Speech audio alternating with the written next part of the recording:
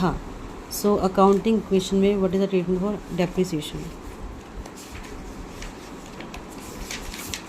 अब डेप्रिसिएशन क्या होता है?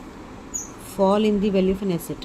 आपको एसेट दे रखा होगा, उससे मशीनरी दे रखी है, ठीक है, मशीनरी की वर्थ देखिए 10,000 और उसमें 1,000 जो है फुल ईयर का डेप लग गया, यानी कि उसकी मशीन की जो वैल्यू है वो 1,000 कम हो गई है। तो आप क्या करोगे? डेप्रिसिएशन 1,000 से यहाँ कम करोगे क्योंकि वैल्यू उसकी कम हो गई, तो 9,000 है यहाँ पर। और सेम वैल्यू आपकी, क्योंकि आपका लॉस हो गया है, जो डेप्रिसिएशन होता है लॉस, ठीक है, तो वो आपका क्योंकि लॉस हो गया, आपका वैल्यू रिड्यूस हो रही है, तो उसे हम क्या करते हैं? कैपिटल में से, यानी कि लाइबिलिटीज़ के कॉलम में जो कैपिटल आता है वहाँ भी इसको अमाउंट को माइनस कर दोगे 1,000। तो इसका इफेक्ट क्या पड़ता है?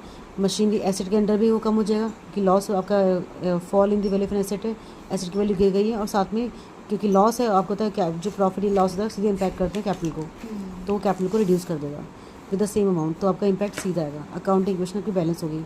अभी कौन सा अगर बोले साइड है तो 2 साइड एरर है, बैलेंस है, क्योंकि यहाँ भी लेस हो रहा है और वहाँ भी लेस हो रहा है, तो दोनों साइड का बैलेंस हो जाएगा। जो भी अमाउंट होगा तो 1,000 से उनको माइनस कर देंगे।